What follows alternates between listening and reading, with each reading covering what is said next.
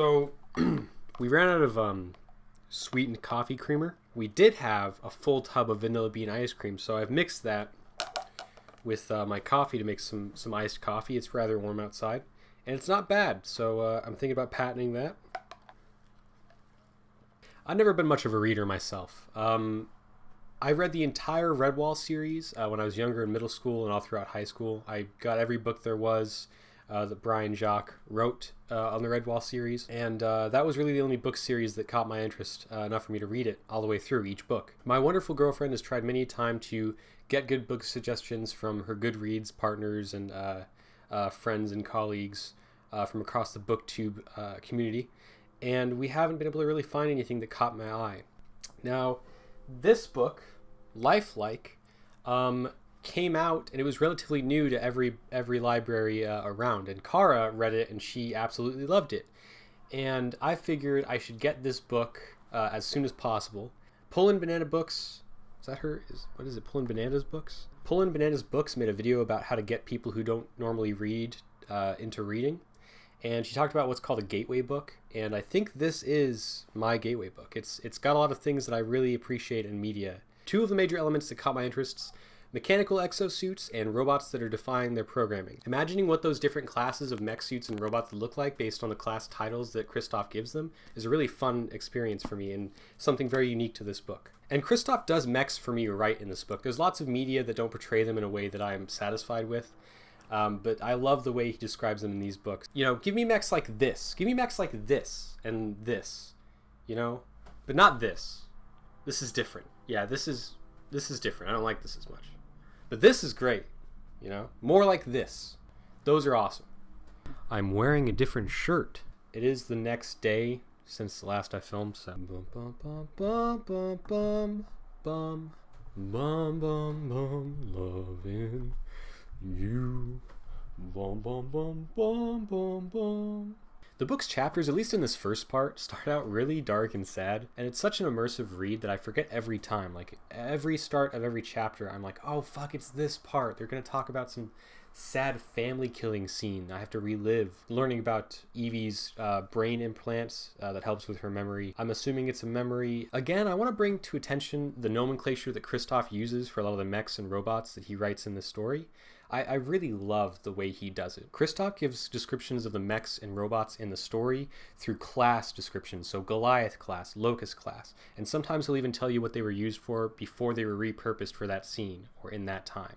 He doesn't describe much of how they look other than general shapes, like the knight in armor from a history verge, or the placement of heat sinks that resemble things that we can understand, like the tongue of a dog, or the mohawk on a Spartan's helmet. The book opens up with a mech fight, an underdog versus overdog situation, one team, Evie and her smaller robot Logica Cricket, and the other a large defective fritzed Logica that killed many people.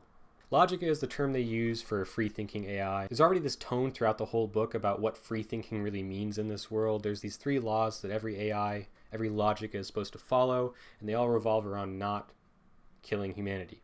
Evie makes a really questionable decision. She gambles all the money she has at that time on the fight she's in, which is setting her up, in my mind, for a huge loss. Something goes wrong, somebody seems to be tampering with her own controls over the fight, and she loses. We don't know if it's sabotage. It seems like, in my mind, it must have been sabotage. Somebody messed with her controls, but she loses the fight, and her mech is as out of service as the McDonald's ice cream machine.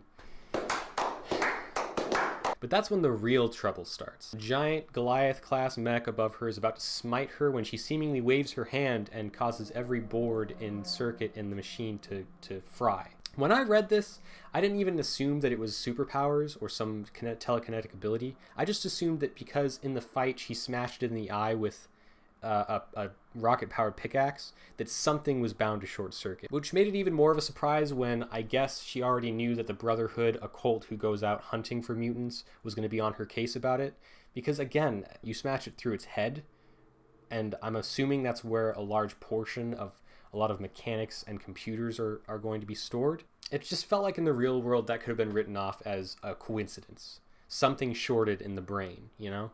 Makes sense to me. But I guess, no, she's a mutant because now in the brother's eye, she's a deficit to humanity and needs to be culled. A lot has already happened, and I feel like it doesn't faze them as much as it would have fazed me, but it really does, again, go to show how futile life must be in the dregs.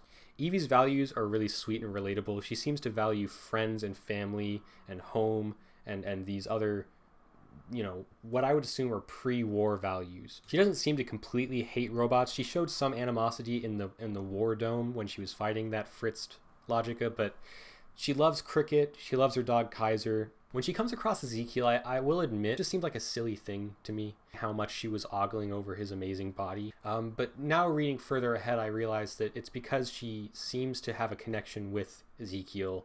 Seems like she's met Ezekiel before, and her memories are picking up on the details that really matter. His looks, his rock-hard abs, and his pecs. He's missing an arm, which is like, you know, whatever. It's not really a big deal. You'll see how little of a deal it is that he's missing an arm. It's kind of insane. He's also got a caved-in skull above his eyebrow, which gives him the nickname Brain Trauma. I think it's kind of fun. The Fridge Street Boys, which is just another faction and gang in the story, are described again very well. They're described to be unique. There's this character, Pooh, who has a bear around his neck and a hydraulic chainsaw. Tyre just has a gun, I guess. They didn't really describe him too well, but he has a lot of dialogue and he talks a lot. So he is a character. He's an established character. They take Ezekiel home. They set him on a workbench and they're sitting around ogling his body. I was wondering if he's dead. And I already pretty much guessed that he's not. So I was like, what's his character like? He's cute. But what's his personality like? What are his dreams, his aspirations? The book almost turns 50 shades darker as Ezekiel puts Lemon in a chokehold. And by now, like, I'm thinking, what a day for Evie. I mean, the fight going wrong, the Brotherhood becoming a threat to her, the Fridge Street Boys. And now, this seemingly glorified coin-operated female pleasuring tool decides to wake up and display his BDSM capabilities on Lemon's neck with his one remaining arm. But thankfully, it seems like Evie's mere presence is his safe word. And the next scene that the book paints is actually a really comical one. I think it's my favorite scene in the book. When Grandpa comes banging on the door asking about how many boys are in the room with them, or right after that he warns them he's going to blow the door down with a rocket launcher, and then he does. Kaiser, the amazing cyborg dog, does turn the tables on Ezekiel and gets him in a really nasty neck hold with his metal teeth. It's really awful the way they describe that his eyes filled with blood and he's got his arms up in a surrendering position. It's really awful. It makes me feel really sad for Ezekiel. I don't like that scene very much. But this next thing, that's when the real trouble begins. The Brotherhood did come knocking on the door. They brought a number of giant roaming mechs. I think they're described as Spartan class, or maybe just Spartan mechs. I don't remember. It's really cool. And when the Brotherhood comes, this book really surprises me because not only did they introduce another character that's really unique and really well described, the Iron Bishop, Kristoff makes every interaction with the Iron Bishop and everybody else seem really, like, solid. Like, he's going to be a character. He is, you know? It's just, I love it. I don't see any of their deaths coming. It's great. I think it's the closest to the experience I think most of my friends have explained with Game of Thrones. They've said it's great because the authors and the writers, they don't coddle you. They don't coddle any of the characters. Nobody's a main character. Any of them can die at any point, and they do. A lot of them do. After the Iron Bishop makes himself out to be a really unique and fun character, Ezekiel and shows off his combat skills and basically saves the day as much as he can. Things are starting to look up. Ezekiel's kicking ass. Evie uses her power. This kind of didn't do anything for me. Evie like tries once, fails, tries again, and then destroys one of the Spartan mechs, which is great. She's learning really quickly. But this next thing, that's when the real trouble begins. A flex wing, which is another example of a really cool and inspiring title for these robots and mechs. This flex wing comes in and just fucking lays into everybody on that ground with bombs. Everybody that Ezekiel didn't get a chance to kill, or that Evie didn't get a chance to topple telekinetically, this flex wing just destroys everyone. And I thought for a moment that because the bombs didn't seem to hit or maybe even target Ezekiel, and they didn't seem to hit Evie, perhaps this was another good person, like a person who's friends with Ezekiel. And I wasn't wrong. This is where Faith is introduced, and Faith is, as you can imagine, it's another lifelike. Starts talking with Ezekiel like they're brother and sister. Actually, not until now did I think that maybe Evie could have tried her newfound abilities on Faith. And even thinking about it now, it doesn't bother me. So much is happening so quickly in this book, I don't blame Evie for not thinking that she should stand still and wave her hand and think really negative thoughts about Faith for a little bit. Because Shit's going down. I really don't blame her. Grandpa starts to just take off with his massive ship that was their home, like some like Mad Max version of the movie Up. Evie demonstrates that she's not all useless aside from her super ability. She gets in one of the remaining mechs that didn't need to be destroyed because it was the one that Iron Vision stepped out of, and she tosses Faith like a banana peel across the land. And she runs with Kaiser, gets them all on the ship, and things seem to be going really good. It seems like there might be a moment of just a chance for Evie and them to breathe. I'm pretty sure that's all I was wishing for her, was like this whole time. Today was just not her day, and I think at some point she does say that, and if she does, probably put the quote right here. Should I be doing this?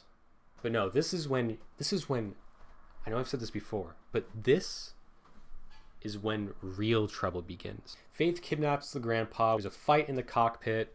Ezekiel does an amazing job again with just one arm. And then the ship crashes, and that's when real trouble starts. Evie almost drowns and is eaten by the real trouble, a large man-made leviathan who swallows her whole and doesn't chew her, which is really great. But her friend Lemon is in trouble because she's missing. Evie was carrying her when the crash happened, but I guess they pulled a Narnia and the jacket slipped off. I forgot to mention that I am a little bit further than part 1. I'm at 1.10. The preacher scene at the end of part 1 is another example of Kristoff killing off characters that I assumed, even in those last few moments, they would carry through.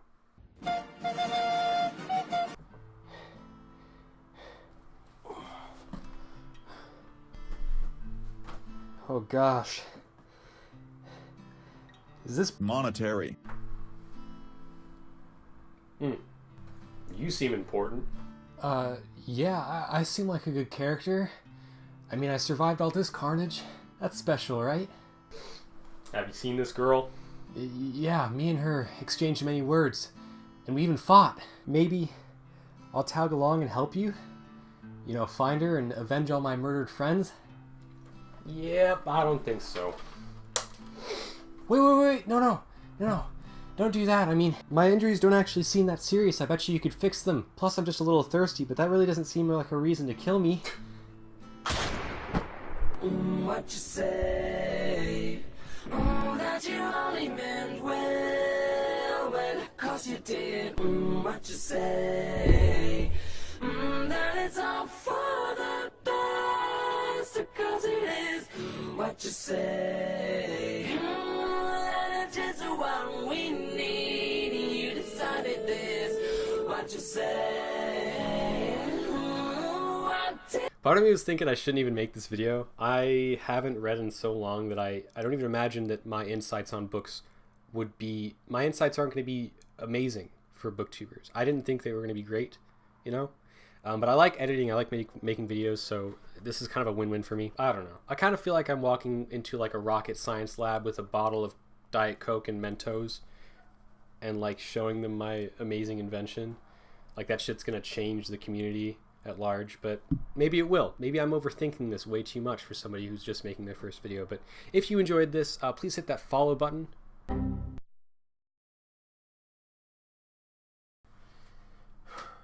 Thanks so much for watching. I appreciate the view, the like if you already have, and the subscribe. And as always, I'll see you in the next one.